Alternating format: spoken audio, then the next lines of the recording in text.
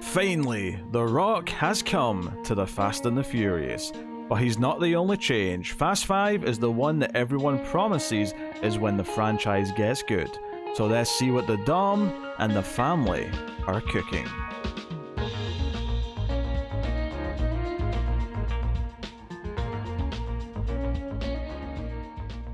Welcome everyone to the Collector's Cut. I am Peter, and joining me as always is David. Why you gotta be so negative, man?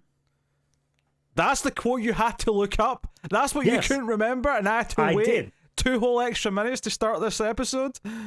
I'm sorry. This movie had a lot of memorable lines, and I got a bit mixed up. I was expecting something a bit more intricate than that. Welcome everyone. This is a movie podcast, and we are wrapping up our sort of part 1 of Fast and Furious season. Which is obviously 1 through 5, and this being Fast 5, the 5th movie in the franchise. And we will come back and do the rest of the franchise before number 11 comes out next year. Important to note, Yes. This is the first movie where they're not furious. They're fast, but they're not furious anymore. I detected some anger in this movie, so I think there's some... No, they're miffed. They're pissed, but they're not furious. They're not furious, okay. So yes, we'll start spoiler free as we always do, but of course this is a heavily connected and serialized franchise at this point. There's literally a previously on at the start, so There is. there might be some spoilers for the previous entries, even in the spoiler free section, but we will keep it spoiler free for the movie itself. Yeah, so Fast 5 obviously, it's kind of like, I'd never seen this one. I'd seen a couple of the ones after this, but this was the one that everyone kind of said it changed and it got... You know, I will decide if we agree with this, but the general consensus is this is where it got good, right? This is where it became whatever it's going to be. Right. And we saw maybe little hints in the last one, but it still kind of felt really tethered to what the original Fast and the Furious was and what the franchise had been up until that point. I mean, in the last movie, they still were driving cars, which may or may not appear in this movie in any meaningful way. I mean, there's definitely still cars. I don't know. There is, but it's, I mean, without getting too far into it, it's a lot less. Like a lot less of the movie. To its benefit, I would argue. Oh, yeah, I'm not getting into specifics. Yeah, I'm just saying. Yeah, I mean, I've always heard that it becomes like a more of a heist action movie at this point, and that definitely, I think, sums up kind of what this is. There's a planned heist, there's a plan, there's even sort of the early, there's even like, even from a pacing perspective, they've got like an early smaller heist in the first act. Oh, yeah. To sort of give you a big action set piece early on. You know, it's got all that. And this is also the one that it kind of brings back a lot of the characters from several of the entries and makes a team out of them. I'm pretty sure there's reps from every one of them. Yeah, and there was at least 2. I mean, okay, Vincent didn't surprise me watching it, but he surprised me when I saw him, you know, when we were looking last time and I caught his face, I was surprised. Yeah. So I would have been surprised if I hadn't seen it when we looked on IMDb last time. But there's another couple that did surprise me as well, so I'll save it for spoilers, but, you know, there was 1 or 2 that I was like, oh, I had no idea they popped back up. Yep. So, you know, we'll get to it. And this is also the one, of course, where The Rock enters into the franchise. Yep. Special Agent Hobbs. And he sticks around for a number of movies and then leaves to do the spin-off, which is around the time that him and Vin Diesel have a falling out, and he's not in the main, but they got another wrestler. John Cena's in the 2 newest ones, so they got him instead. But in time, yes. We'll get there. So yes, we're wrapping up with Fast 5 for now, and we'll come back sometime next year, because I think Fast 11 is scheduled loosely for next year. Oh yeah, I'm 95% sure they're doing the thing of both parts being filmed at the same time, so that they can get one right after another released. So yeah, that is yeah. I mean, as far as the premise goes, basically, I don't want to get too much into it, but let's just say there's a big asshole with a lot of money who pisses off Dom and Brian and Mia, and Dom has the idea to steal all of this criminal's money So that's what the movie builds up to. Meanwhile, The Rock is chasing after them. He's there representing the FBI or some government body. I was gonna say, I think they said like the SSD or something like that, which I don't know what that is at all. It was the oh god, what's the organization that deals with like the smuggling in of drugs? What's that? Okay. DEA. Yeah. So they're mentioned near the start, but I think The Rock and his group are sent. They mention multiple times that he's who they send in when the FBI wants someone caught, and he's hunting the main group. Yeah. Luke Hobbs is an agent of the Diplomatic Security Service. DSS. Okay. DSS. That's made up. Apparently, its primary mission is to protect diplomatic assets, personnel, and combat visa and passport fraud, as well as things like counterterrorism. Okay, that sounded awfully specific, but yeah. Okay. Yeah. So that's the main gist of the movie. So without further ado, we'll get into it. David, how did you feel about Fast Five? I mean, I don't really want to beat around the bush. I liked it. I think it was stupid fun. Emphasis on stupid. Like, it's not something where if you go into it, there's one point where there's a character talking to The Rock's character saying like, wait a minute, none of this makes sense. And then he grabs the folder out of her hands and throws it aside and just says like, stop it. And I thought like I was in her spot for a lot of this movie, where I'm like, wait a minute, but hold on, what about? And then The Rock just stares me down and tells me not to think about it. Mm-hmm. But I had fun. I mean, the set pieces in this were absolutely insane. So if you're going in for it for the action, 200% there. And this is finally, as a society, where we have decided that this series is about family.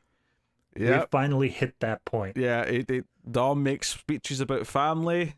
He yeah. This is where it really starts saying it that way. I still think it's impressive that at the end of 3, they kind of teased it almost as if they knew they were going down this path. When I don't believe for a second they knew where they were going. No. Although, that being said, I think this is the first movie where they did know where they were going. Oh, there's a mid-credits scene that teases the next one. Yep. This is the first time where they're like, all right, guys, it turns out we can make $1 billion like every movie, so we're just gonna plan this out, get it going, and we'll hit the end eventually. Yeah, it is wild how different this is to the previous 4. Like, it really is. It's pretty baffling. Obviously, you still have that history there. There's still these characters at the core, but I feel like there's definitely a transition. Basically, when they decide there's going to be a heist and we need a team, I feel like at that point, it just transitions into this different franchise. It's kind of wild. Like, if this were to continue off of, I don't want to say Fast 4, but even like Fast 2, I think that this, when they decide to take the money, it could have easily gone on to a thing of like, all right, so what we're going to do is we're going to pose as drivers for them, and we're going to find out where this money's being moved to, and then it's just going to be us racing a lot. But this movie's like, nah, who needs a car? We've got a team, and all of a sudden it's a heist. Nothing can really like convey the fact that this franchise has changed, all on the fact that at one point in this movie, Dom and Brian go to race for pink slips because they need cars, so they go to the street racing scene, and they set up the street race, and they don't show the race. They cut back. They just cut to them arriving with the cars. Like, of course they won. We know at this point in the franchise they're going to beat the shit racing-wise out of everyone else there. We don't need to see it. I was like, that was like restraint. That was maturity on the movie's part. I'm impressed. There was another point in this movie where they're trying to set up the plan for the heist, and they say, hey, this isn't going to work. We need a faster car. So they go out and get faster cars. And then they're still like, this isn't going to work. We need an even faster car.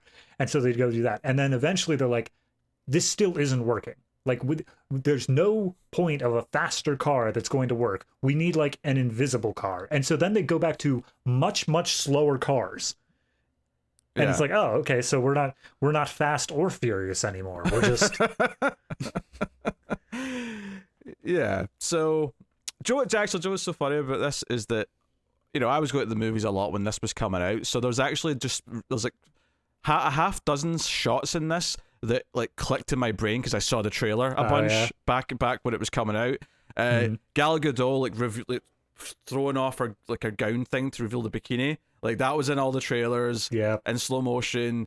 The Rock jumping out the window behind Dom. That was this is Brazil or. Oh, that's right. Or maybe said I remember Rio. that one actually. Yeah. No, it's Brazil. It's Brazil. Was it? I said Brazil. Yeah, that was definitely there.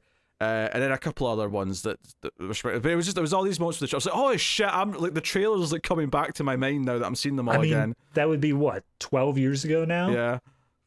But I was going to the movies on a weekly basis, and okay. so fair. like I saw the trailer probably a good dozen times back in 2011. So yeah, so did I like it? I mean, it's the best one so far. Like, like one of my complaints throughout a lot of this franchise is pacing's been kind of wonky in a lot of them.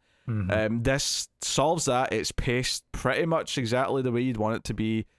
Yep. Like I say, it's got a big set piece early on. It's got a build. It's got a focus that it's building to. It gives you some personal stakes and at least enough of a reason why that they're doing what they're doing. The villain is kind of just whatever. He's just kind of there to be the villain. He's not like, he's not good. He's just there. The issue in the movie is that it's a three-way face-off where not only is there the bad guy they're stealing the money from and our good guys, but then there's also the DSS. There's Hobbs' team, which acts as a third thing, and I feel that he actually gets more focus than our actual villain. So it takes away a bit in that regard. At the same time, though, I did feel like there was less of The Rock in this than I was expecting. Oh yeah. I was expecting more. There's a whole point right in the smack dab middle of this movie where I think they just forgot they were doing that plot. Yeah, he just disappears for a long time. Yeah. But that said, so as much as the villain's not, he's just like a generic villain. He's like he's a drug lord, whatever. But one of the things they do here is when they build this team and they bring back all these cast members, by and large, they bring the most fun cast members back from the previous movies. Because you've got Han, right? You've got Roman from the second one and Tej from the second one. You got Gal Gadot because we need sexy as well, I suppose. But they bring back, by and large, the fan favorite ones from 2 and 3, and as a result, you have this kind of wisecracking cast that are bouncing off of each other, and they can cover up how little charisma Paul Walker has because they just keep talking, and that's fine. Yeah, I was gonna say I think most all of the snappy dialogue in this movie came from Roman and Tej. Back and forth. They've got like a kind of like they're friends, but there's a rivalry kind of thing going on, so they've got that. Yeah, I mean, I suppose one thing you could critique is that we've never really bought into the romance with Brian and Mia, and like from the start of this movie, it's like, they're just soulmates. That just go with it. Look, whether or not you saw them get there, they're there, and they're already well down the road. So just take it or leave it. They're just there. So yeah, honestly, as a dumb, fun action movie, it's pretty good. Like I had. There were some moments of cheesiness that I thought felt a little cringy. Like, I thought The Rock's introduction was very try-hard. The way he's, like, walking, the camera's behind him, and then they use their one F-bomb and their PG-13 just so he can tell the local cop, to stay the F out of his way. It was PG-13, okay. Yeah, they've all been PG-13. Well, at least since it became a big franchise. Anyway. Yeah, that's fair. This movie got a lot more violent than previous entries. Well, there's a lot more fighting in it, like for a start, because not all the action necessarily is all about cars. There's the entire sequence with them running on rooftops and stuff like that, which is a little bit different.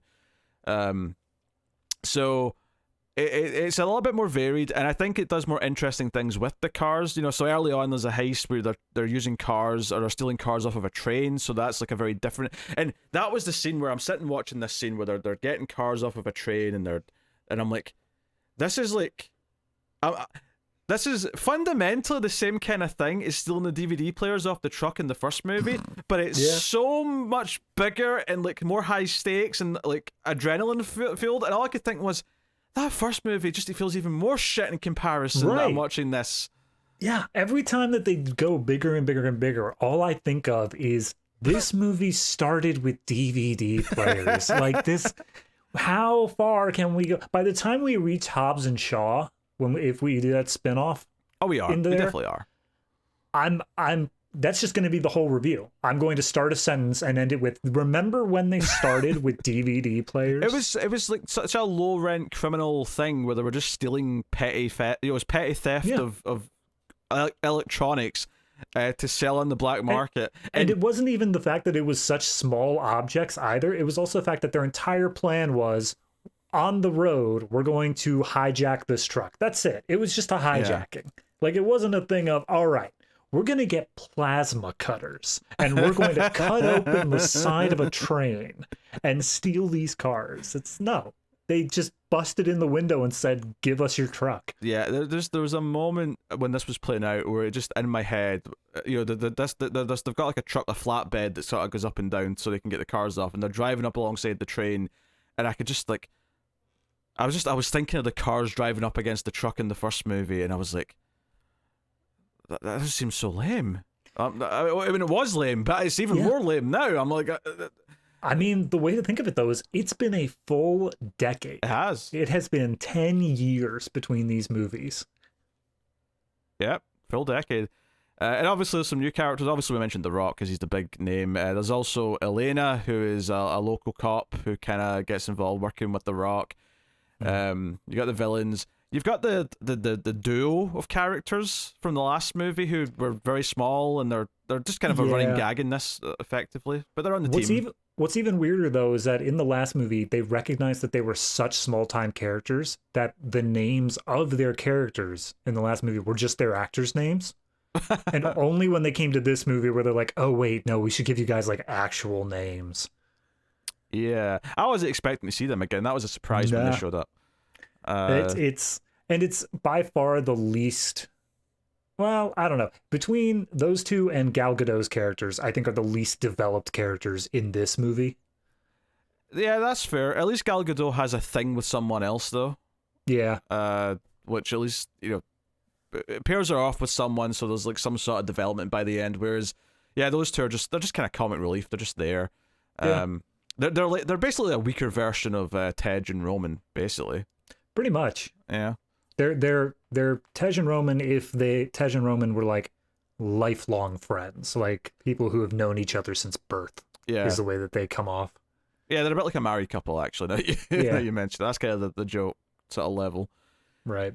Yeah, they love showing that Jesus statue, don't they? And oh my God, you wouldn't think there's anything else in Rio. Look at the number of shots starting behind that statue and like flipping around to the front of it at sunrise or sunset. Jesus Christ! I think you probably could do an entire time lapse of a day just based off their footage of this sunrise, noon, sunset, night. All right, bring it around. Oh dear. Yeah. So the action's bigger. It's bombastic. It's just a more fun movie that's tighter paced, and yeah, it's ludicrous. But one thing I did want to bring up here is they specifically tried to get away from over-the-top CGI and tried to do as much as they could with practical effects. Yeah, I felt like there was a lot of car stunts in this, Yeah, I think they did a pretty good job. I think all the practical effects, even if they did have to eventually bring in CGI, which for that final set piece, yeah, they had to bring in CGI, but it always felt somewhat realistic. It always felt bombastic and huge, but it didn't feel like, okay, well, how are they even bothering with this? Yeah, there's definitely a moment during the first set piece with Dom where they must have done like a deep fake thing to put him in the car, because there's no way he was actually driving it during the scene, but it looked like he was. You know, it looked like he was in the car, but I think they just swapped him out with whoever the stunt driver was, and that's the beauty of like modern effects, is you can do good little things, whereas like, that doesn't feel bad. That feels like no, you're right. You know, you're replacing the stuntman's face with the real actor, and you don't want to do it when you don't need to. Like, it is a bit shitty if you start just filming regular scenes like that with a body double and just put the actor's face in later. Right. But yeah, in moments like that where the car's doing a jump or something, it's like, yeah, for sure. So yeah, it's more fun. It's tighter paced. The stakes feel like they ramp up relatively well throughout the movie. Not everything necessarily works, obviously.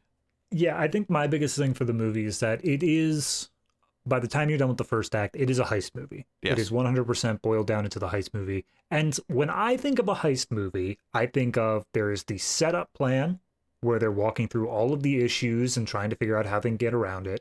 There's the execution of the plan where things obviously go wrong and they have to adapt on the fly. And then you get to the ending of how much did they succeed? Did they completely pull the wool over the heads? But for this movie, because it is so much of a dumb action movie, they spend a long time doing the planning, probably more so than is really necessary. And then when it comes right down to it, they just throw out the whole plan. Yeah. Like, everything we ever saw practice is just like, screw it, we're doing something else. Which they're forced into, but yeah, it is...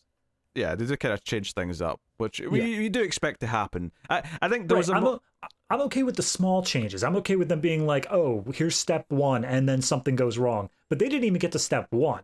No, they just went into it with a totally separate plan. Well, it's basically just a case of the wrench that changed everything happened before the plan, just right before the plan was going to start, as opposed to like mid-plan, like it usually does in these movies. Right, but it makes it feel like the entire hour that we spent on the plan section was just for nothing. I can see that. I mean, the characters bond a bit. Right, and that's what I'm saying. Because it's stupid action and it's all about the characters, I know I'm not supposed to be paying attention to this actual plan. It just kind of bothered me personally. Yeah, I will say there was like a thing where when we get to that third act and the heist is pulling off, and I'm staying away from spoilers here, but it kind of boils down to just the two main characters, and so other characters do eventually get involved. But there was like a moment where I was thinking, like, are none of the other characters going? Like, you assembled a team. Are the team not going to help with any of this? No. And eventually they did though. They did show up. And obviously, like you said, the plan changed at the last minute, so it's not like whatever their original positions were in that plan were, like, they're all redundant now because everything's... Yeah. Let's just say they went with a much more bombastic, in-your-face approach than whatever the sly plan was going to be beforehand. It's like there was an entire plan they were building up around knives, and then all of a sudden on the day of, someone's like, hey guys, I found a gun. And it's like, oh, well, that changes everything. I don't know, you're underselling it, more like a rocket launcher. But yeah. yeah. So, yeah. I don't know how much more I've got to say in spoiler-free. I feel like we have to just start going through it, maybe. I mean, the only thing that we've brought up in this franchise before that I feel has taken a back seat since at least the last movie is soundtrack. I didn't even notice it in this movie. I feel like, there was one or two songs, but I feel like it was mostly score this time. Yeah. I think that's probably going to be a transition where we see the one or two featured songs, but for the most part, it's just going to be movie action score. Yeah. So yeah, we'll just say spoilers then. We'll get into Fast Five and work our way through it. So the movie starts with the final scene of the last movie, which is, you know, Dom on the bus, the prison bus, and them all driving up. I don't know if they went back and shot a few extra little bits for this, or if this was just something that, you know, maybe they cut down the scene originally, and this is just the rest of it. It's hard to say, because, I mean, ultimately there's a few extra bits of driving, and then the big thing is they make the bus sort of, like, you know, flip over, and there's like a big CG stunt. Can I like, yes, they made the bus flip over, but this is a prison bus. Yes. Full to the brim with prisoners. Mm-hmm. And the way it flips is that Paul Walker just does a brake check on this bus. And the whole thing flips numerous times down this desert road. It seems a little impractical. That was just my tiny little 2 cents there. That's completely fair. And then we hear in the news, in fact, Perd! You heard with Perd? Because Perd from Parks and Rec's the newscaster in this as well, baby. This is in the Parks and Rec universe. I was gonna say it's tying over. That's how we're doing it. Yeah, so we hear in the news that they didn't free any other prisoners. They didn't want to free all the dangerous criminals. They just wanted to free Dom. Which nobody ran away. Nobody else got out. Well, are they all chained to the seats, maybe? Maybe. Possibly. But I'd imagine that some chains broke as the bus flipped over for the second time. The part that got me the most is they said no fatalities. Yes. Like, sure, nobody escaped, but also nobody died, so don't need to worry about Right. murder. Yeah, it's very convenient just so we don't have to, like, morally question our main characters, because Right. I mean, obviously it's a big thing where they're doing the first heist in a little bit, and the bad guys shoot a bunch of DEA agents, and then they get blamed for it in the news. Oh, these dangerous, fugitives from the US are killing, agents. And it's a big plot point, of course, that they didn't, and that they're good people, so they wouldn't just murder people like that unless they're being threatened or shot at or whatever. So, so Brian and Mia are going to meet up with someone in Rio. Turns out it's Vincent. Vincent's there. I gotta tell you, if it wasn't for the fact that you told me specifically last time that Vincent was going to be appearing, I wouldn't have recognized him. I think they gave him kind of a similar facial hair and stuff, but imagine it was the other guy that survived the first movie. Yeah, the ADHD kid.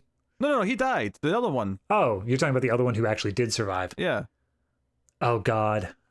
Yeah, you can't remember his name. There's no way you can remember his name. But no, it's gone. And the reason why you can't is because Vincent, well, he was just a kind of annoying and one-note character. He did have like things that he did in the first movie. He had confrontations with Brian. He was jealous of Mia's affections, all that sort of stuff. He's got a kid now. He seems a bit more chill. At times, I mean, yes, so he basically mentions that he needs a couple of extra bodies. He's working with these guys to do a job, right? They're waiting on Dom. They're hoping Dom shows up soon, but they're going to go do this job. It's stealing some cars off of a train, and Brian recognizes the keys when they're on the train doing the heist. He's like, oh, these are like impounded vehicles. These are like stuff that's been transported for, the reason why the DE agents are on there. They're transporting the cars. So we get this elaborate thing where they're moving the cars out the side of the train, and Vincent drives off first, so he's actually gone for all the confrontation, which is obviously kind of important just for like, if he was there to react to like everything going down, because they get very upset, the bad guys that they're working with, because they turn out to be working for the main villain, right? And their goal here is to get one specific car because there's a chip in it, which has all of like the bad guys like money, info, and infrastructure details. Right. Which now, this part right here kind of bothered me. Yeah. In that the guy basically, there are 3 cars, all of them sports cars, all of them whatever. They make a point that they were seized by the DEA, so obviously they are some sort of involved in that sort of stuff. But the main thing that got me was that the guy said, you guys can have the other 2 cars. We just want that middle one there. And there's no reason that Dom shouldn't have been like, okay, sounds good. Like, this was the job going into it, why not? But he made the judgment call right in the middle here, not only A, to put his sister in the car, but B, that he was going to have her drive off to some other completely different location that even the bad guys could tell she was not going to the place where she was supposed to go. I think what you're supposed to get from this is that because of the glances these guys are giving each other, Dom's getting a bad feeling that they're going to double cross them, so he wants leverage. So that's why he tells Mia to drive off. I guess I get that, but on the same point, he's the one who double crossed them. Like, we never actually saw them double cross him because he's the one who did it first. Hey, Dom shot first, okay? Yeah, fair. That's all I've got for you. I don't know. Yeah. That's all I really have. And then later on, we get the whole thing of him saying they wanted this car for a reason. We're going to tear it apart and find out what's inside of it. But it seemed to me like he already had his eyes set on, I'm going to get extra out of this deal, rather than just doing the job as described. I think the way they immediately wanted to just shoot at them for like going against them did kind of just confirm, okay, they're quite villainous. Let's just see where this goes. Of course they're the villains. I'm not saying they're not the antagonists here, obviously, but I also think that Dom could have avoided this entire thing by just saying, yep, you get the blue one. I mean, I can't really argue with it. You're right, but this is the way the movie goes, so we could have a plot. Right. So, we get a whole big elaborate thing where Brian jumps on the truck because they're going to go after Mia, and he ends up dangling. The truck ends up like going around a bit. It's back and forth. It ends up crashing back into the train, and he's dangling as the fuel's starting to ignite and there's fire, and they're going up to a bridge on the train track. So Dom has to drive the last sports car. He jumps out of the train in the car and has to speed up next to the train so Brian can jump onto the car. And then, of course, they're at like where the bridge was. So there's, would you believe it? There's a bridge there for a reason. There's a drop. Yeah, which I love this part because Brian, he's holding on to the train. He's barely keeping alive up there, but like he just keeps staring at the bridge coming up. Dom is right next to him for a good 30 seconds, but he's like, okay, here we go. He's scared. Jump. He's scared shitless. That's all I'm saying. I get it, but at the same point, it's like every second you wait, you are closer to death. Jump in the damn car. He's working up the courage, okay? He's working up the courage. Do you know what? I will give something here credit from a filmmaking perspective. I do think when they go over the edge into like what ends up in the water down below, I think when they first go over the edge and it's in slow motion, I think they did a good job in the direction here of capturing a feeling of weightlessness as they start to because they start to just kind of like drift up from the car because now they're just in free fall. And I was like, I actually almost got a little bit of that, that roller coaster feeling you get in your stomach, right. I was like, that was actually pretty well done. Yeah. So, I mean, I can't disagree. I think it was a well shot scene. I mean, I think the whole sequence was well shot altogether. I don't think there was any point in there where I didn't have a feeling for where each thing was in relation to everything else. Absolutely, yeah. The geography is good, which is my first thing that I always think about when it comes to action. Like you were getting at, ultimately what you were saying is that, yeah, the character decisions and the setup for this early stuff isn't necessarily that tight, but the actual action of it is quite, it's well shot, it functions, and you get those moments of thrills and all the rest of it. So Brian and Dom get kidnapped here by the bad guys because they've got lots of men with guns, and they refuse to tell them anything. I will say, maybe there is a little bit of some of the early movie that does feel a little bit glossed over, because I'm not even really sure how Dom got out of his chains. I just sort of, like, I feel like I blinked and he was out of his chains somehow. He just has super strength. He just, as far as I could tell, he just reached his arms apart, he flexed, and they snapped. Yeah, much like maybe like setting up the confrontation, there's just maybe a few things early on just to, because I feel like once it gets to like, okay, this is a heist movie now, everything's much tighter to me. This entire sequence of the being taken hostage, I don't feel like any of that applies at all, because they already knew there was something in the car they wanted, and they get out without a scratch on them, more or less. So I feel like this whole hostage scene the only purpose was to introduce our villain as an actual villain, because otherwise the first time we would have seen him is being a capitalist. That said though, his speech in that one scene where he's at a business meeting and he's talking about how he controls people, he's like, you can't go in and control people by force. They'll rebel eventually because they've got nothing to lose. You give them something. And then he specifically says, I give them electricity. I give them schools to put their kids. So they're scared of me taking that away, so they'll never revolt. So it's like, okay, you're evil, we get it. Yeah, and like I said, capitalist. And that is the most, like, character he probably ever gets, is that scene. Yeah.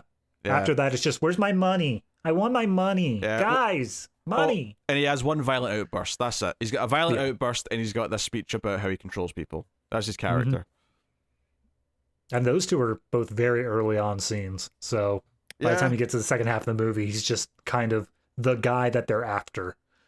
He's just looking for his money and like, oh, where's my money? So yeah, from there they strip down the car and they find a chip, and it's they don't find anything, and then Vince shows up of course, way later than everybody else, and Brian bursts out of him saying like, this was your job, you're the one who set this up, like they were clearly bad guys. Relatively valid concerns, I would say. Deserves to be asked the questions, right? And else. Dom does. Dom's like, did you do it? And he's like, no. And he's like, I trust Vince. He's family. Which is the first time he says it, actually. Yes, absolutely. Yeah. So then immediately after that, though, Vince sneaks back into the garage after everyone leaves and takes the chip, but Dom catches him and says, Which, you're a liar and you're scum. Which I think was actually, like, I think he was, when he said that I believe he didn't do it before, I think that was him just making him feel comfortable so that he could catch him in the act later, because I think he did suspect something. That seemed to be what it was going for here. So he gets angry at Vince and tells me to piss off, effectively, but there's a... Yeah. Did it bother you they kept saying chip and everyone called it chip by default? When I felt like, any kind of SD card or memory, like I know it didn't look like that. It did look like an actual chip thing, but like I just felt like, why is it a chip? Why is it not just like a card? Yeah, it's so weird because this is one of those things where it's the reverse of what it's been before, where it's simple technology doing crazy things. This is now something that's like, oh, it's this specially custom-made microchip, and it has all these special things to it. And they're like, what does it do? It's like, it's basically a spreadsheet. It's like, oh. Yeah. Okay. Well, and maybe it's like a security thing, like, if you don't have the specific, way to read it or whatever, then, you don't want anyone just popping it into their computer and just it coming up. But I feel like some, password protection and other things like that would it's called encryption, dude. It existed in 2011. Would do the trick, So it's like, okay, so this is his infrastructure. This is where all of his money is, and they're not motivated to do anything much yet, right? This is the motivating factor, and it's kind of hinted at a couple times before now, but Mia eventually just blurts out that she's pregnant, and Brian's happy, Dom's happy. But is this after the rooftop chase with Chevelle? Okay, so we already, up to this point, we had the whole thing of once the DEA agents are killed, The Rock gets called in with his team. Yeah. See, he has his really cheesy intro, which did feel like he's fine the rest of the movie, but he's like really over the top in that first scene. And it's maybe more the writing than him, but it just. They had the whole speech of like, all right, the people we're after are dangerous, blah, blah, blah. And this big ending line is, and make sure to never let them get in a car. Which I appreciate they paid that off later, because much later in the movie, when The Rock shows up, the first thing he does is ram his truck into Dom's car so he can't get to it. And I was like, okay, that's him following his own advice. I like that. Yeah. No, I think Hobbs is a cleverly written character. I think there's nothing in it where he feels stupid in the actions he takes, to actually a fault, because at a certain point in this movie when they're looking over the car to see what was taken from it, he immediately knows this tiny little chip is missing. But that's later on. So we get the point where The Rock... I will say just something on Hobbs, is that I do think, while he's never stupid, I do think he is a little one-note at times, in that anytime it comes up, it's like, it's like, oh, I don't care what the morality of this is. You're a name that landed on my desk, so I'm going to put you away. Like that comes up a few times, and every time it did, like I felt a little bit more bored by him every time he'd mentioned it. I guess it is, but at the same point, I knew from how basic of a writing structure it is where we were going with it. Oh yeah, I mean the outcome was it was always, he did it. He says it 3 times, so that way when Dom outstretches a hand, we're like, oh my god, he learned something. Yes. So we have. No, go ahead. Dom and that locate. Or sorry, not Dom. Hobbs locates Dom, Brian, Mia, and we have this chase where but just as they're approaching, their SWAT team's approaching, the bad guys have also got a team that are just ahead of them. So they start shooting first, right? And I actually, they didn't really set this up that much, actually. So I actually was like, wait, are Hobbs' team just shooting first and asking questions later? That feels a bit extreme. I mean, I think that was supposed to be an intentional thing of, you think Hobbs' team is about to knock down their door, and it's only revealed as soon as the knocking happens that it's Reyes' team. Yeah. So we get this extended chase sequence where, because, this is like in the hills, of Rio, where all these like little houses are all like in this steep hill, so they're literally just running from rooftop to rooftop. Yep. And we get it's a lot of practical stunt work, it's a lot of good location work, and there's a Dom and Hobbs see each other briefly, but they don't interact quite yet. But at the end of this, like Dom, because even at the start of this movie, Dom's away and he like shows back up again, and they're happy to see him, but that's been Dom's thing. He disappeared for 2 whole movies, literally, in the franchise. And he's like getting ready to go again, and then that's when Mia's like, I'm pregnant. Dom, promise you'll never leave again. We're family, damn it. And he's like, our family's about to get bigger. Come in for a group Family. hug. Family. This is the first of several times I have family written in all caps on my note sheet. Yeah, this is where I was like, oh, I should have been keeping count. I counted 5 in total, but I feel like that number's going to go up. Oh, man, by the time we hit Fast 10, we're going to need just one of those little race clicker things. Just 1, 2, 3, 4. Yeah. So it's like, okay. And so they have a heart-to-heart later where... So there's one thing in this chase scene, though, I wanted to bring up, as we kind of glossed over her, is the character of Elena, the rookie cop who was brought in.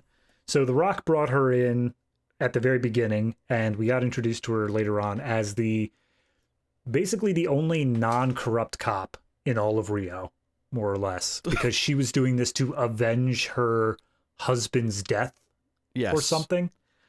But basically she was brought in because he needs a translator, but also someone who is not going to be able to be bought. So there's one scene in this movie where she gets the drop on Dom and has guns trained on him. This is during the rooftop chasing. He jumps off a roof and she's like right there, and she's got like a standoff with him. But then the bad guys show up and start firing machine guns, and Dom pulls her to safety. So it's like, okay, she's maybe like seen he's not such a bad guy. He saved me, and she starts to go down that line of thinking basically. And the only other thing of note that happens there is that Dom loses his trademark cross necklace, and she ends up finding it and holding on to it. Yeah, she ends up wearing it. Like, cause the next time they have a standoff, she's wearing it, and Dom's looking at it like, you klepto bitch, how dare you? Excuse me, you're not a part of my family. Yet. I mean, you're right. Well, Letty's quote-unquote dead, so he's going to have a new love interest. Yeah, so there's like a heart-to-heart with Dom and Brian after this, where Brian, it's like one scene where they try to do something with Brian's character where he's worried that he's going to be a shit father, because I don't remember my father, Dom. Do you remember yours? And he's like, yeah, he was great. He had barbecues every Sunday. It was a magical time. Brian's just sitting there crying like, sounds great. Wish I could have had it. I'm an orphan. Something like that. So, but this is the scene where Dom's like, you know what? Yeah, we need to get out of this life, because you're going to be a father. We have to just be a family now. So let's do one last job. Let's steal this prick's money. And that's, okay. He actually says one last job. Yes. Like the exact words of every heist movie. And this is the exact turning point. This is where it changes into, we are no longer a racing series. Yep. We are a heist series. We are a heist kind of superhero series at this point. And don't even think about drifting again. We're done with that. It's all about heist. No, there is drifting. There is, but it's not like the universe talking to you anymore. Oh, of course, yes. But I actually kind of appreciated that when they're like, oh, we have to do like some tight maneuvers. It's Han that sort of speaks up and says, oh, we need to do some rehearsals then. This set up he's sort of like spearhead. Even though, okay, I just want to jump ahead and mention this right now. Yeah, go So at the very end of the movie, when we're doing the epilogues and everyone's filthy rich because they've all got $10 million each, right? Han is with Gal Gadot, right? With what's her name? Giselle? I didn't know. Giselle. Turns out, I actually saw in the trivia, they never once say her name in this movie. That's funny. She's just they talk about her ass a lot and how much it was touched, but they never mention her name. Yeah, I was gonna say her ass comes up more often than who is she? But also, the first thing anyone says to her is Roman saying, "Hey, beautiful, what time do your legs open?" That's the first thing that is said to her in this movie. I will say though, we did talk briefly about how sexualized she was in the last movie and how much like she kind of just felt like the eye candy piece of meat sort of thing. I think that they realized that and then gave her A, an actual character in this movie, and B, toned down her sexualization a lot. I love how a slow motion shot of her revealing her bikini is the toned down. It is though. It absolutely is. It is. No, it absolutely is. But it's funny to me that if the last movie was sexualizing her to like a 9, this is like down to a 7, which is more acceptable. Oh yeah. Anyway, we're PG-13 here. At the end of the movie, she's with Han now. Spoilers. They're romantically involved now. They're flirting all movie. Yada yada yada. But at the end of the movie, he's like, "Oh, let's go to like Germany or something, or let's go to Madrid." And she's like, "I thought you wanted to go to Tokyo." And he says, "We'll get there eventually." And I'm like, oh, I know why it's there, but it annoyed me so much because it's so like stilted and forced and yes, it is absolutely, but also thinking about this without our knowledge of, we know how the timeline lines up. If you went into this movie and you know for a fact that, remember when we broke down the timeline before, we said the first section happened and then all of Tokyo Drift happened and then the last section happened. Well, we speculated that, but it was never said. But yeah, we did. But then coming into this movie, Han's just there, and we know that this has to happen after that. So going throughout this entire movie, people who are really involved in where do these things line up, they don't have anything. They're just floundering in the wind. They have no idea how Han is there. And it's only in that last scene are they given vindication of like, oh my God, Tokyo Drift didn't happen yet. That's the only thing they get. What I love about it is that scene that he was in, that one scene he was in the last movie, where he's like, "Hey, I hear Tokyo's nice. I'm going to go there." This just confirms that they didn't plan him to come back in the next one, then, because this feels like a retcon of that scene where they're just having. Oh no, he didn't actually go. He was going to, but he changed his mind. He went somewhere else. It's fine. He went to the airport. He had his ticket for Tokyo, and then he's like, "Oh hey, Belarus. Why not?" Oh dear. So Brian and Dom and me are discussing like what they're going to do, and Brian's like, "Hey, if we're going to do this, if we go up against the guy who runs this entire country, basically, we're going to have to get a team." And that's when we get our montage where they're describing the different types of people they need as the different members arrive. And it's like, okay, this is kind of like, as much as I don't really like the movies that came before this, I kind of appreciate that this ended up being like a weird, like, okay, here's all the characters that people liked from these previous movies that were all separate. You know, Han was from the third movie. The two guys from the second movie, obviously, from the second movie. Gadot was from the fourth movie, which you know. So you've got like this spread of these different types of characters coming in, and it's like, okay, so this isn't just a bunch of random faces that you've assembled just for this movie. This is actually saying, hey, this. It's almost like an Avengers style thing where they're like, okay, let's bring in the team. I think that they filmed this entire movie thinking it could have been the last, like not knowing if they were going, because I imagine they were probably told by studio execs at the beginning. They're like, hey guys, we want to make the next Fast movie a heist movie, and somebody was just like, we have let you try everything with this franchise. You have actually done all of the different genres. If this doesn't work, you're not getting anything more. And it's only once it hit test audiences and everyone was like, yeah, that's great, that we put in that little mid-credit sting of saying, no, there's gonna be more. Yeah. No, now you say it, like the ending before that mid-credit scene could have just been, yeah, this is the end of the franchise. This is the happy ending. They're all rich. They all go off happily ever after. I could totally see that. So they start talking about the plan, and there's like a funny bit with Roman where he's like, oh, this feels personal. You guys are going after this asshole. No, this is too much. And then Dom mentions how much money they're going to steal. $100 million. It's going to work out to, it's 11 each, but I think once Vince is involved, it becomes 10 each because there's one extra person. But it's great that they give it that, like, it comes out to be this super weird number, and you're like, huh, that's weird that it's not an even number. And then Vince shows up, is like, okay, I get it now. 10 million. And then he just sort of turns around and goes, okay, I can deal with the personal for $10 million. Sometimes I just talk without thinking, but I'm here. I'm good. Yeah, I mean, honestly, like, a lot of the events here, I don't necessarily have to go completely in order, because they're kind of just like a mix of different setups of the plan, and, you know, getting, like, you know, his handprint because the safe, so, actually, before we get to that, there's a smart part of the plan, which is they go to one of his money houses, because he's got them scattered all throughout the city, and they all go, they let them see their faces, and say, hey, tell your boss it was us who did this, and then they burn all the money that was there, and they say we're coming for the rest of it. so that the bad guy will put all of his money in one location. It's not about the money. It's about sending a message. Tell me you weren't thinking the Joker during that scene. No, I was. And that did come Okay. out before this movie, so it's not impossible that, like, there was, a little bit of thought here from it. But anyway, so, yeah, the bad guy falls for it. He puts all his money in a vault, but there is a slight hitch. Because the police here are so corrupt, this vault is inside the police station. So that becomes where the heist is going to go down, is a police station.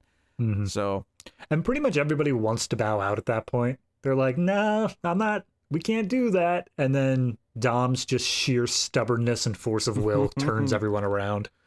Yeah, so we get, two of the guys, like, casing out the place as plumbers and planting a bug so they can monitor the security cameras. Yeah, basically what it is they have a problem. They've logicked through it, and they come to a stopping point of, we can't do anything until we have this.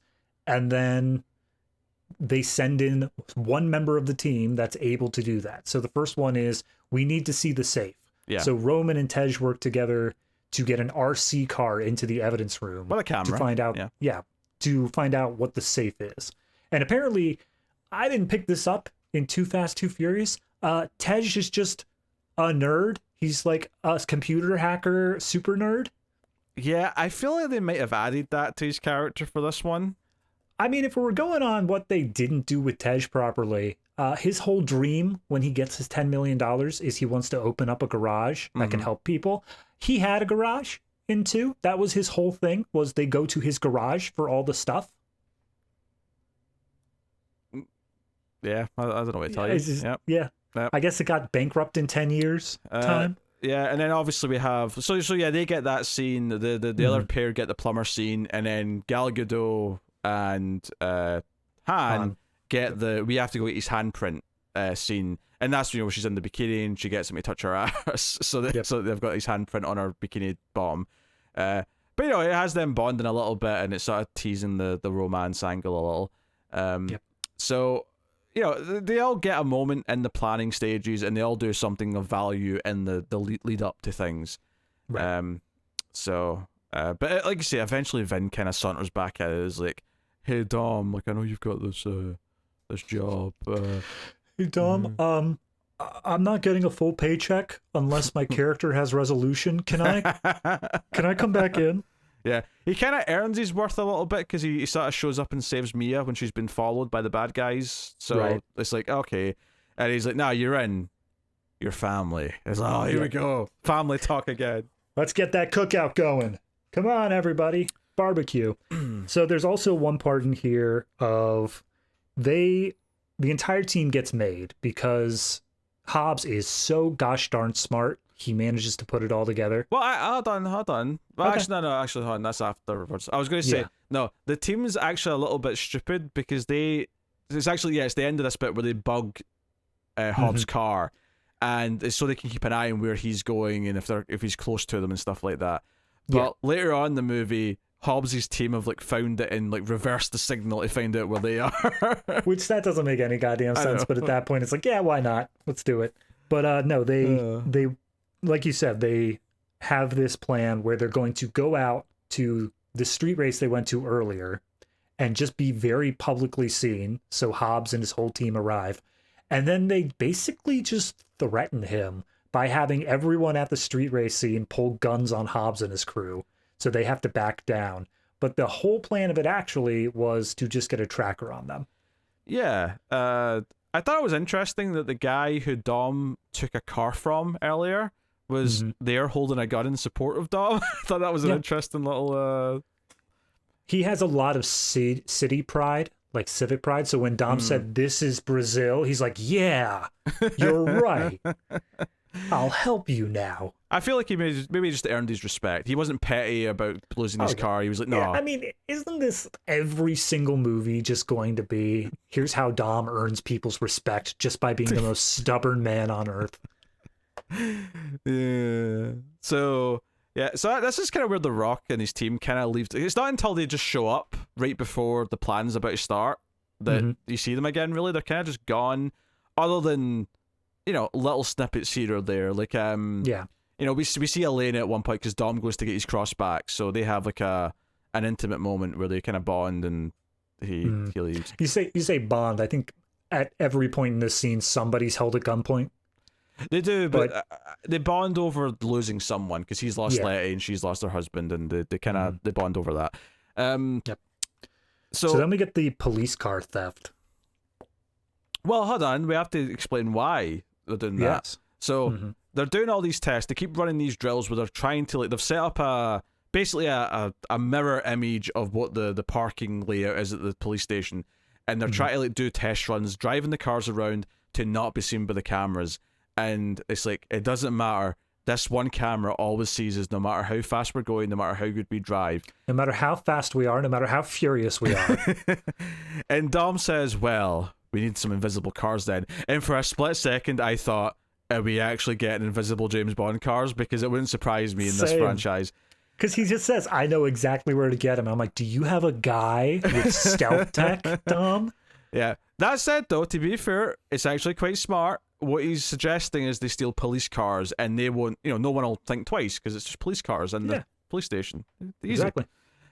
So they steal some police cars from the police station or the police car lot. Yeah, the lot. It has a special name. I can't remember it. But so it's the four of them. It's Dom, Brian, Han, and Roman. I think. Roman. Yep. And they're all in identical police cars, and it's late at night. Obviously, they've done this, and it's quite quiet.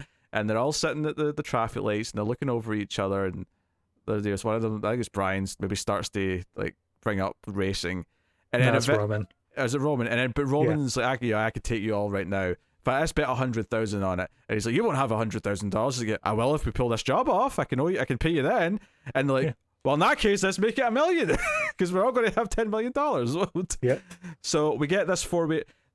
Honestly, this was like a refreshing play on what the series has done before, because it was like, okay, instead of having this race where we're supposed to believe in the stakes, this actually had higher stakes because it was just these four friends competing for bragging rights. It meant more in this scene that Brian's trying to prove that he can really beat Dom because he's never done it before. And it meant more at the end when Brian wins, but then the other two are like, yeah, he kind of let you win, he gave it to you. And then Brian, it was actually kind of funny the look in Brian's face of wait, even though I've won now, I have to question if it was real. Am I ever going to just have a win? Why did you take this from me? It was amusing because it actually built on the series past. Even though I don't like most of that past, this at least used it to actually have a funny moment, right? Yeah, I mean, it's just a straight, they specifically say, a quarter-mile race. Yeah. And it's just for, I guess, a pot of $4 million. I don't think they actually give each other that money once they've pulled off the heist. It's going to put it out there. That sounds pretty disrespectful. And if I know anything about Dominic Toretto, it's respect. Yeah, but Vince died, so they just took his cut. Yes. I mean, he does, but... So no, immediately after that, they have just a little mini scene of the barbecue, of they're starting cooking meats, and they're all just talking to each other, and we get the whole thing of, what are you going to do with your money? I'm going to start a day job, pretty much, is what Tej says, and Roman just says he's going to go all out. And Han specifically cuddles up next to Giselle, Gal Gadot's character, and that's where they had the little bit of flirting before, but this is where it goes all in on these two are going to be a couple. I mean, he's hoping it's going to go all in. Yeah. One can dream. He's like, hey, Giselle, do you like Wonder Woman? So Giselle, we mentioned before how I was a smoker and I have to keep my hands busy. I'd like to keep my hands busy. And his mouth. Oh, true. Yep. The said mouth as well. It's part and parcel. Anyway, at this point in the movie is where Mia reveals to everybody that she's pregnant. Yes, and they all start hugging, and it's like, oh my God, we're all family, and we're going to have a baby together. Yeah. It's not like we're not going to see each other ever again in 2 weeks, but whatever. Yes. Well, 6, 7, 8, 9 all exist to prove otherwise. But yeah, that's the thing. If that's the one thing in heist movies I've always found happens is the thing where it's we all go our separate ways and we never talk again. But in this movie, it's the exact opposite of like, no, we'll be back every year for Christmas. Yeah. So basically, you know, we build up to. Well, sorry, real quick. The reason I brought up the pregnancy thing is that's where Brian gets almost confirmation from Dom that he let him win for the sake of the fact that they're bringing in a baby. Well, yeah, I mean, he doesn't actually say it, but he's got a shit-eating grin in his face. He's like, I don't know what you're talking about, Brian. Right. Yeah. So this leads us basically. We're pretty much at we're almost at the plan now. Obviously, it gets interrupted before it starts, but we're almost at that point. Everyone's in their police uniforms, and they're like, all right, Hobbs is on the other side of the city. We're good to go. Let's do it now. We're about 45 minutes from the end, because I checked the time, just cause at this time. Yeah. And so it's about to start. Some of them leave already, but that's when Hobbs shows up, and like Hobbs and Dom have like a proper fight here. Like they start beating the shit. And it's so funny because like there was all those like talks about a couple of movies later where they had it in their contracts that neither one could lose a fight with each other, and I'm like, oh, this is such carny bullshit. I was gonna say eventually the fights are going to be this exact same scene, but it's off camera. Yeah, but yeah, and Dom like, almost uses like a wrench to beat him to death in the moment of anger, and like he has to hold back. You know, Mia shouts out, you know, Dom, and which I was paying attention to the fight scene pretty hard here, but didn't Hobbs actually like swing the wrench first? Oh, I'd have to go back and check. I don't know. I swear I remember Hobbs swinging the wrench at Dom first. And I'm like, okay, dude, you've just opened yourself. Like, Dom has full rights to use it on you now. It depends. Did he swing it at his head? Because there's a big difference between head and like you'll try to hit your arm. I don't know. But it was fast paced, but still. Was it furious? It was very angry, not furious. Can't be furious in this one. Furious is once we get to 7. It was rapid and aggressive. Yes. I was looking through alternate titles for the movies like in different countries, and I got to see my favorites when it's translated into Spanish of just the Rapidos and the Furiosos. I don't know why, that just hit me. Yeah, for some reason, like in the UK, they never bothered with these titles. Like this was just called Fast and Furious 5 in the UK. Probably because you're a little bit more sensible in American studios. And 6 was just Fast and Furious 6, 7 was Fast and Furious 7. I think it might have finally used the US title for the 8th one, which is The Fate and the Furious, but I could be wrong. So stupid. Yeah. Anyway. That one annoys me the most. Anyway, so basically, like Dom chooses not to kill him, right? And they all get the main trio get arrested anyway, because obviously main trio plus Vince. Plus Vince, yeah. Because the others had already left, so they kind of escaped this. But the bad guys like ambush the convoy when they're traveling through the city, and they're trying to murder all of them, right? So Dom, sorry, not Dom. I keep saying Dom instead of Hobbs. Hobbs' team gets wiped out. They all die. Like one guy gets a grenade lands next to his face. You know, all very brutal. And Hobbs is basically on his own, and he's pinned down, and he's basically doomed. And Elena's in the car with everyone else, and they're like free us, we can help. And Hobbs is about to die. It does that heroic sort of moment where the bad guys all start getting shot, and then the camera cuts over to them, and it's like our main characters are all like saving his life, and you know, you get the arm goes out to help him up, and he helps up Hobbs. And it's hard not to think of Predator a little bit with the start with the fists, you know, the arm wrestle. You know, they grab each other's like forearms instead of their hands. Yeah, the big biceps and all that. Yep. So it's like, okay, let's get out of here. And they do this thing, like in the next scene when they're talking about like, should we still even try with this plan? We probably shouldn't, right? And Dom's like, no, we're still doing it. And everyone's like ready to just run away because it's like safer. And they kind of keep The Rock out of the shot for all the scene until he says, I'm in. And then it finally shows him. And he's like, I'm in to kill this bastard. He killed my team, I'm going to kill him. And I'm like, that's not really very federal agent of you, Dom. Or not Hobbs. Even that, though. I fully expected Dom to be like, we don't really do that. Like, we're just for the money. You handle your own stuff on your own time. I mean, you say that, but Dom's whole thing in the last one was getting revenge for Letty's death. Oh, yeah. No, he was going to kill him there, but that was personal. This one, it's just for the money. So it's like, okay, but now they know they're coming. They've got like extra security, all that stuff. Like they can't do the plan. They know that it's an action, so right. Yeah, they have to do something else. Which... So I mean, we could go through the entire original plan, which was drive in with police cars, go into the bathroom, go through the vents, hack the vault, get it out back through the vents. The plan that they've decided now is Hobbs is going to drive his armored vehicle through the precinct wall, and then Dom and Brian are going to hook up some heavy metal cables and yank the vault out of the wall and just drive it away. Yes. Which leads us to our extended third act action sequence, which is them as brothers, as family. They are co-op driving this giant vault, because one car alone isn't strong enough to pull this thing, so it has to be both of them, right? Yep. Of course, I know Dom does it a little bit at the end, but he has to really kick in the nitrous to like get enough kick. I did like how they brought back the nitrous. Yes. I missed the nitrous. You missed the nitrous. I missed the NOS.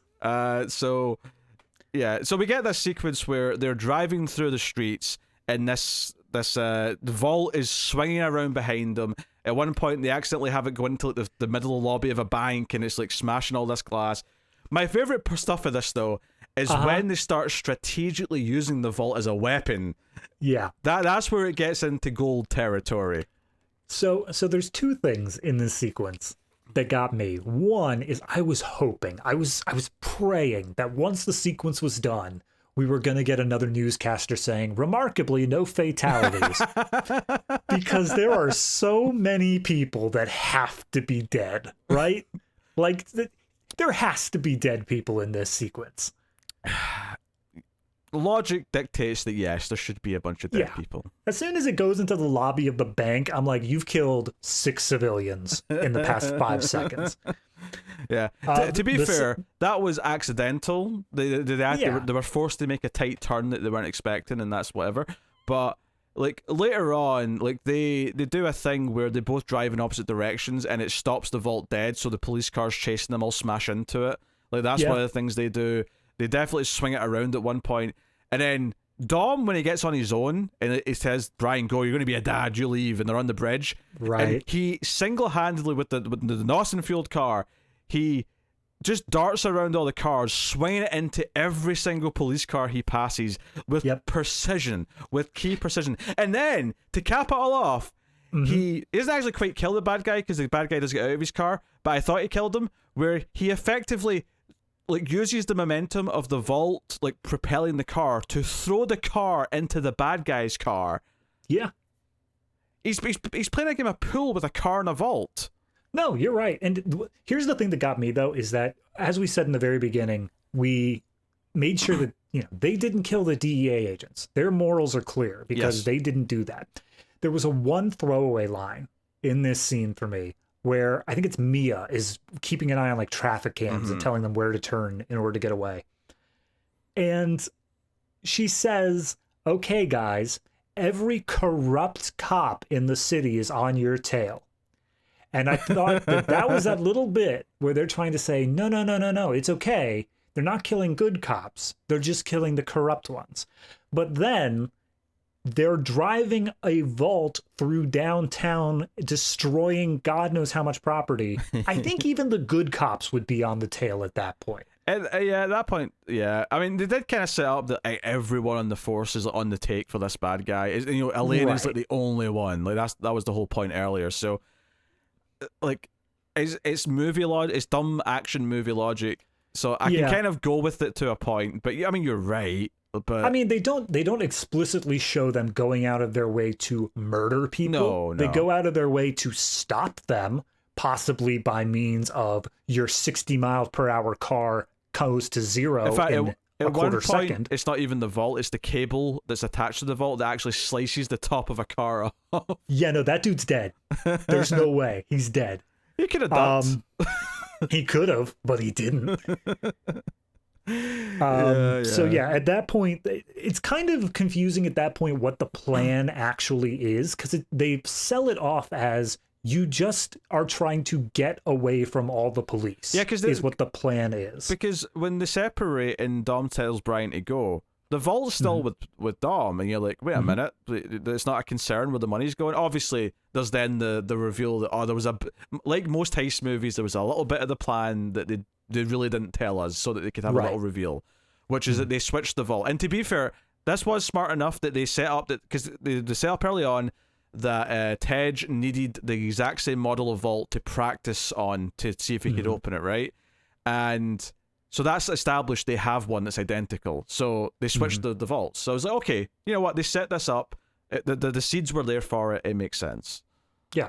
And I do like there's a single shot in this sequence where they say, okay, you guys, because of your mass wanton property damage, has given you 10 seconds of leeway on these guys. Make it count. Yeah, I think it's also right after the other, like Han and Roman show up and clear some of the cop cars out. Yeah. So they have these 10 seconds, and then they drive under an underpass next to this big ass garbage truck, which results in nothing. Nothing actually happens there. And then all of a sudden the cops are back on their tail as they're crossing this big long bridge. So as an audience, we think, okay, they just lost their lead time and now they're trapped and they didn't get to escape with the money. But it's only after they have stopped Reyes, they've had Hobbs come up and just shoot him in the head because he's a badass. Yeah, he does the execution style. And it's funny because the bad guy's like, help me, bang. Yeah. And then Hobbs comes up and basically says, here's the deal. I still need to capture you. I'm still Old Testament like that, but I'm going to give you guys 24 hours to get away. But the money stays here. Yeah. And I have seen this scene before. And do I know why I've seen this scene before? Because the next one also has a previously on, like this one did, where it shows you it shows you a couple of key scenes from the end of this at the start of the next one to catch you up. So I mean, I'll just say what it is real quick. Dom and Brian drive away, and then Hobbs goes and he goes to open up the vault, and turns out that whole thing of them passing by the garbage truck and all that was where they actually made the switcheroo. And so all the money is still in their hands. They made like a Nintendo and got out. Yep. So if you already knew that was coming, how did this action scene work for you? If you were you able to tell where the change was? No, I didn't know there was a switch. It didn't show you that part. It just showed you the part where he's like, you know, I still have to catch you, but you've bought yourself 24 hours. I'll be seeing you soon, Dom. And then he's like, no, you won't. Like that. That part's at the start of the next one, and I think it showed the mid-credit scene as well at the start of the sixth one. Okay, I think it showed you that as well, but. Yeah. So yeah, I mean, the remaining 10 minutes of this movie is just here. How's everybody spending their money? Yeah, they're all happy, and Brian and Dom are going to race like friends one last time to see who actually wins. And Dom is now seeing Elena. Yes, they are now hooking up. Perfect timing to reveal that the love of his life is actually not dead. Why is Dom's life so complicated? I know. Yeah, the mid-credit scene is, you know, The Rock, you know, Hobbs is back at his office, and in walks Eva Gomez from the second movie, who works in the same building, and he's like, hey, you need to look at this case. There was a car theft somewhere. And he's like, was it Toretto? And I'm not interested. He's got a hard-on for Toretto now. He's like, it's all about chasing Toretto. And it's like, no, keep looking. And then you see the photo of Michelle Rodriguez. Do you believe in ghosts? Dun, dun, dun. Cue the Fast and Furious theme. Yeah. I mean, we'll see how they deal with that in the next movie. I have no idea.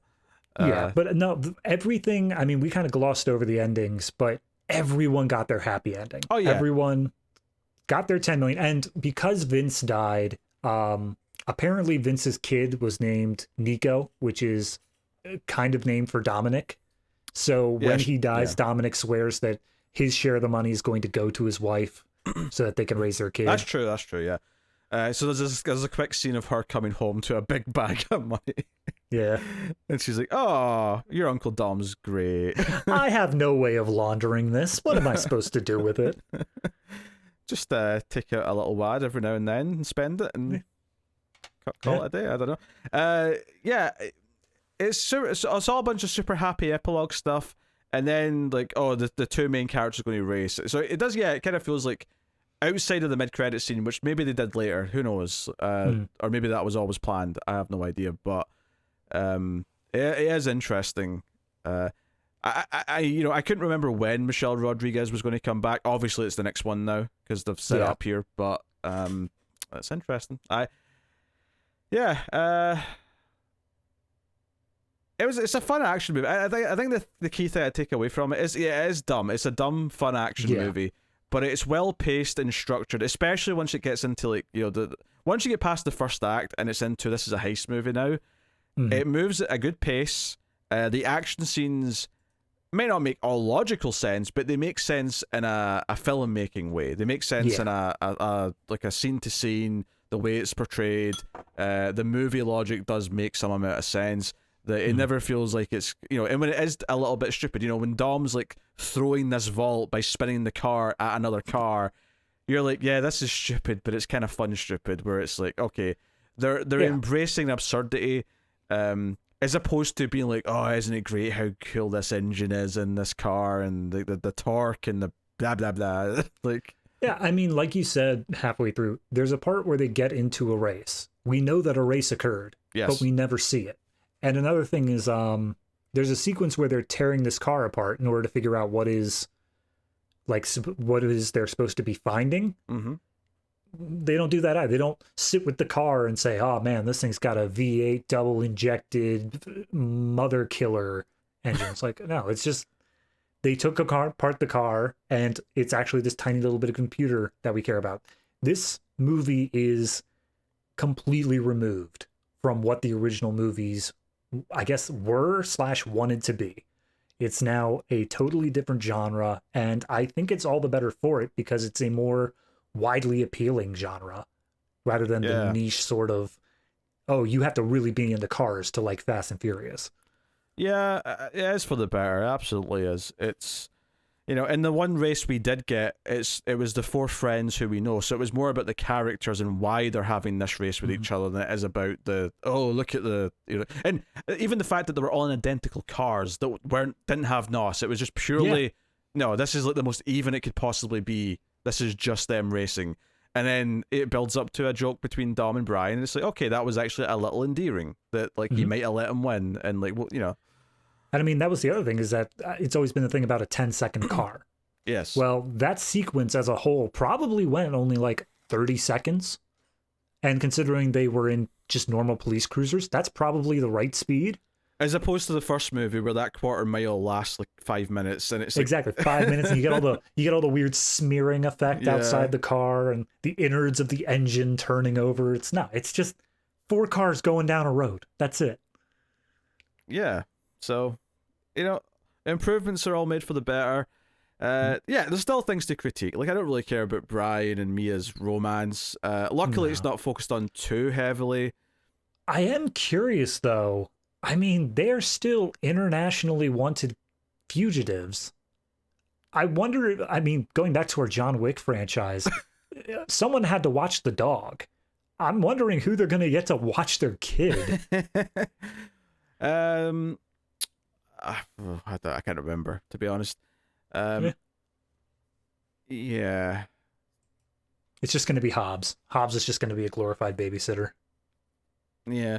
I mean, I know that they've got bigger stars to be the villains in the next few movies from memory. Jason Statham's the villain in one, Charlize Theron's the villain in one of them. Like they have bigger names. And I was looking at the cast list for the next few movies, and I completely forgot that Kurt Russell shows up for a few of them. Does he? Yeah. Okay. I won't say what role he is because it kind of spoils maybe a little bit of the direction it goes in. But I forgot he was there, and I was like, oh yeah. So very curious to see where we go here. I will say the whole Elena introduction, knowing that Michelle Rodriguez is coming back, I feel like you feel like a replacement character whose days are probably numbered now that the real love interest is back. But we'll see. I mean, on one hand, yes, but wasn't Fast and Furious like 2006? Am I right in that year? No, sorry, it was 2009. 2009, yeah. Okay, never mind. That's more reasonable then. I thought 2006, I mean, that would have been a 5-year gap between... Actually, when does Fast and 6 come out? What year is that? That's 2013. Yes. So it would actually be 4 years of him thinking his girlfriend is dead. I think that's... I don't think it's been 4 years in movie time, though. I mean, I don't know about that. It always seems to be Espe- basically the time where it comes out. Especially since 4, 5, and 6 all take place before Tokyo Drift. True. I'm not going to worry about the timeline yet. Yeah, I'm not going to... Don't do this to yourself, because you're just going to get a sore brain. I'm going to make myself a murder board. I'm going to get the red yarn out, and I'm just going to tie it all together. Yeah. I mean, I'm not necessarily even questioning that he should or shouldn't be moving on at any given point. I just mean that from like an audience perspective, it's like, nah, Letty's the real love interest. So that's... I guess, but I think that's something that we know, having an extra 3 films already under our belt. I think going out of this movie, it is a question of, is this going to be... Because if she's been alive this time, she hasn't either chosen to reach out to Dom or has been able to reach out to him. So it could be a thing of them being like, no, she's her own independent driver now, and she don't need no Dom. I think I might remember something just based on what you just said, and it's just another example of the series getting stupid and doing silly things. Which I can't wait now. Now that I know that this is the kind of stupid we're getting, I enjoy it. Like, okay, I don't remember this for sure, so I'm going to say this, and I don't think it's a huge spoiler if it is right, but yeah, I want to say she might have amnesia. Okay, that might be a bit much. Now that you're saying that, that's a bit much. I think I've got this vague memory in the next one of like him being like, "Letty, it's me, Dom, the love of your life," and she's just been like not knowing who he is. I feel like that's a thing. I could be wrong. Hello, oiled up muscle man. Who are you? Oh. All right, are we ready to rate this? I think we are ready to rate it. Yes. What would you like to give Fast Five? So, as I said, I think this is them finally finding their footing. I think last movie they had a good idea, but it was just trapped in bad pacing and a lot of strange choices in that regard. This one, everyone is an outlaw. We don't have to worry about these, is he working for the FBI, blah, blah. No. Oh, yeah. I am so done with undercover bullshit. Yep. Everyone is an outlaw. I'm totally cool with it. And the one guy we do have on the side of good, does he do something quote unquote bad? Yes. But he is still completely unflinching in that he is against this crew. So I'm going to go ahead and say that this one is a lot better. It is figuring out what it wants to do. It clearly has a plan for the future, as evident by the Han saying we'll get to Tokyo Drift eventually, and Letty's reveal. Well, I don't know if I'd count the Han part as a plan. I would count that as a band-aid over the breaking at the seams continuity. But sure. Yes, but the fact that they didn't immediately end that scene with saying, yes, let's go to Tokyo now. They at least knew they were going to use him for another film or two. Sure, okay. So with all that said, I think I'm going to have to give this my currently highest rated of the franchise, and I'm going to give it a 7. Just a full flat-out 7. I think there's still room for improvement. I think it's hard to get up into those upper echelons without also having smart writing rather than stupid, dumb action. But for stupid, dumb action, it's pretty up there. Yeah, I actually agree with that number, believe it or not. I would also say 7 out of 10. It's the first one that I would just say is actually maybe kind of good, for what it is at least. You know, I can't go any higher because I think it's a great movie. You know, it doesn't have the good characters that are, you know, engaging in their drama, or you know, I'm not rooting for them in necessarily the same way. But watching it as a sort of dumb action spectacle, and Vin Diesel kind of filling that Arnold Sylvester Stallone. He's not as good as either of those two. Don't get me wrong. Right. But he's kind of filling that role, and then so is The Rock to an extent as well, actually. And The Rock's so goddamn bulky. See that first scene when he walks onto the it's like his arms can't touch his sides because he's so muscly. You know, I know I've seen this clip several times from a later movie where The Rock drops in on one of the barbecue scenes, and I think it's Roman says like, "Oh, look who's here! Hide your baby oil." And I always thought that was a funny line, but then I watched this movie. He's constantly glistening. I think he has either some sort of sweat disorder or he sits in his car for 30 minutes before jumping out, just lathering up. What's so funny about that is that it didn't strike me that odd because they're in Rio and it looks quite hot, but Yeah. I think it looked normal to me because he's a wrestler, and wrestlers are constantly used to it. Yeah, they just look like that all the time when they're wrestling because they're being physical, they're exerting themselves. So that's fair. I'm like, but like he just stands there and he's already drenched. Yeah, that's fair. Yeah. So Now weak villain, all the rest of those other complaints, but still pretty reasonable fun. Yes, go on. All right. You ready to fight this out? You ready to battle it out? Does it make the cut? That's what you're going to ask me. Does it make the cut? Oh, what do you think? Why do I have to go first? Because you're going to battle me on this. Because I'm in charge, so. Okay. Well, I think yes. I think that this is the first film in the franchise that is purely just enjoyable. I think that it does make the cut. Straight making the cut, huh? Mm-hmm.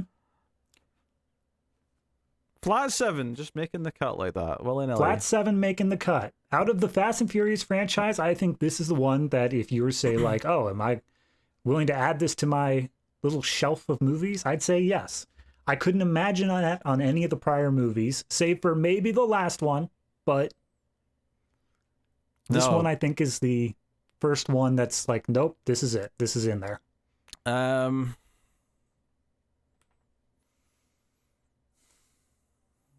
Okay, fine. Yay! I'll pick my battles. We finally have one movie. Hooray. And we've had movies from other franchises. Oh, yeah, no. I'm saying out of this franchise, specifically. Yeah, so, fine. Fast 5 maketh the cutteth, okay? Hooray. Well, hello, it's Peter and David from the future. Why are we here, Pete? Why was I called away from my busy day in order to fix this video and the multiple inaccuracies that we've thus stated? Well, so we recorded all the Fast and the Furious episodes, a good month or so in advance, and we had said repeatedly in those videos that there was going to be a Fast 10, and then a film after that. I think even in the videos, we didn't even know it was going to be called 10 Part 2 yet. I think we were even making jokes about what the title might be. And, of course, it turned out to be Fast X Part 2 is what the 11th mainline Fast and the Furious film is going to be called. Yep. Amusingly, the first or second week of our episodes actually going out, Vin Diesel just casually mentioned on the red carpet that there was going to be a third one of this ending. So there's now a Fast X Part 2, and you would hope that the one after that's called Fast X Part 3, but I don't trust this franchise. No, there's no way it will be. I do not trust this franchise one bit. So there's that, and it was like, oh shit, that makes a lot of the things. I mean, it doesn't make things that out of date. It just means we kept saying, one last 11th movie. Turns out there'll be a 12th, and they're kind of counting the last 3 as all one trilogy, which is, I mean, let's be honest, it's all semantics. Like, it doesn't really mean anything different to these other movies. As soon as you name one of your movies the saga, it immediately loses all meaning as to any part of trilogy or franchise or whatever. But today, which is the day before, I'm going to edit this episode tomorrow for Patreon, right? And then it'll go out publicly this weekend. So it just happened to be the day before, and we were recording something tonight anyway. We actually shouldn't have been. We should have recorded that yesterday, but fate aligned. The ghost of Dwayne "The Rock" Johnson reached down. So just today, they announced another Fast and the Furious movie, although this is another spin-off. And I'm using air quotes when I say spin-off, only in the sense that it's still important timeline-wise where it goes. Because we're getting a standalone Hobbs movie. No title for it as of yet, but they just announced it today. And it's apparently going to bridge the gap between Fast X and Fast X Part 2. Although I will point out here that it does not say that it will necessarily be released between Fast X and Fast X Part 2. Oh, does it not? No. Okay. Just that it will be set between them. So it's entirely possible that it'll come between 2 and 3. Are you telling me we're getting a second Tokyo Drift? Where it's just randomly thrown into a later part of the timeline?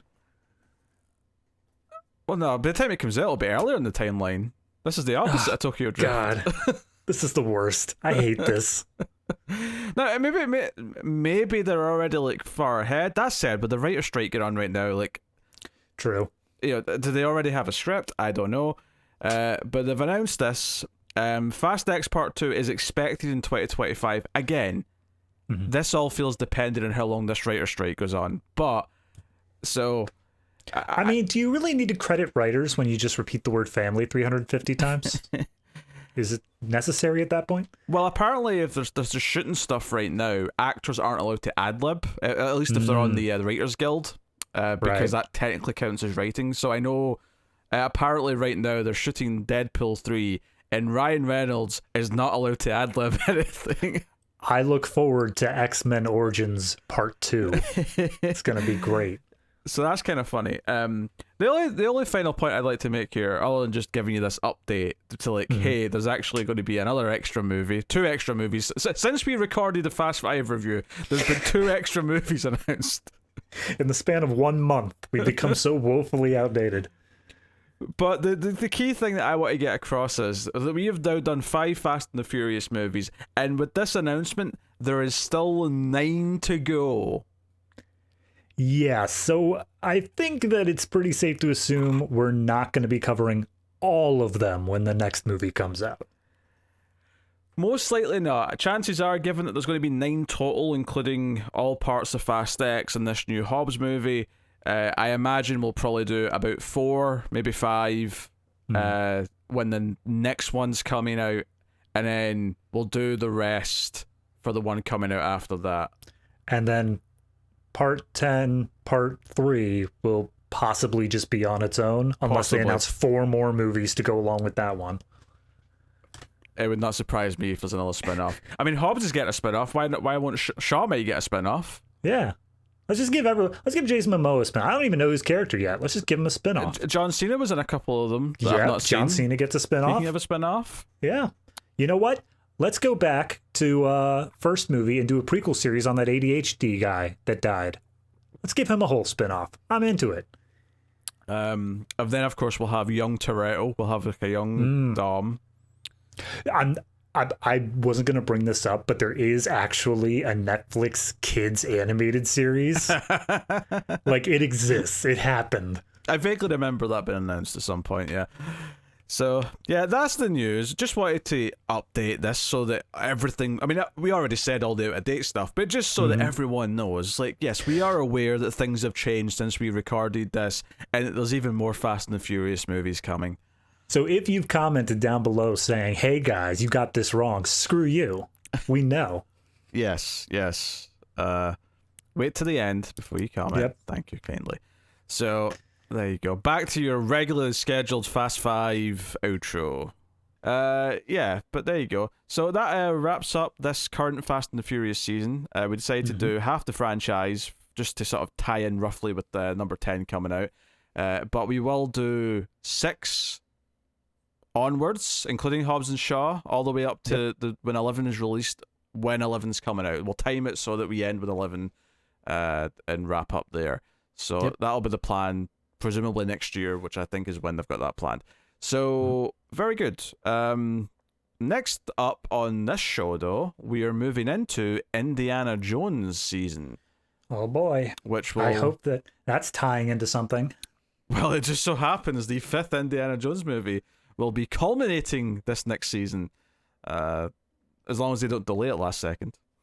God, I hope not. That'll mess up. We have our whole schedule mapped up. That'll ruin everything. Imagine if they, like, very last minute said, oh, for one little technical fault, we're having to delay it by 2 weeks. Like, it would just mess up our schedule so much. They show a new trailer, and they're like, oh, wait, we have the Sonic and the Hedgehog reaction thing, where we gotta delay the movie by a year to fix all the visuals. We got to fix de-aged Harrison Ford. He looks... Yeah, it turns out his eyes are just in opposite directions for the whole movie. He looks goofy. We have to fix him. So yeah, Indiana Jones is coming up next. So, you know, very well celebrated franchise, at least most of it anyway. So, you know, looking forward to that. So Raiders of the Lost Ark obviously is going to be the first episode. We'll see you next week for that. And of course, if you want to support the content and get bonus episodes of various kinds, you can do that over at patreon.com/MailFuzzTV. At the $3 tier, you get access to a bonus episode every month. The one that came out with the start of this franchise was Biker Boys, which oh boy, patrons voted for. So yeah, there's that. And then you also, at the $5 tier, get Extra Reels, which is a show where we review a movie that's so bad it might be good. And might be. Keyword there. Now, we've not recorded it yet, but it will already be out for this month. And that was Christian Mingle's May? Yep. Christian Mingle. Christian Mingle, if you want to see us review that. But we've done other, Miami Connection, Deadly Prey, Dangerous Man. We've done a whole host of, genuinely so bad they're amazing movies. Yeah. So I mean, I'll agree with those up to Christian Mingle. So you can get that on Patreon if you would like. And we actually have a new monthly show that is for everyone. It'll be up early in Patreon like the regular show is, but it will be for everyone. The Collector's Cut, let me rephrase that. Collector's Cut, The Collection, which is the opposite of Extra Reels, where we review a movie from the Criterion Collection. So we're trying to go for prestige, for critical acclaim, for a darling. So that is a monthly show where we do a Criterion Collection movie. First episode this month is Seven Samurai. Because if you're going to do it, go home. Yeah, start big. Start with the biggest movie they've got in their belt. So there you go. So check out all those things. Thank you very much for joining us. Keep watching movies. And, dear. I don't know. Quarter. What did I say last time? I said something good about a quarter of a podcast at a time, did I not? Yeah, I think that's it. Always live life a quarter podcast at a time. Yes.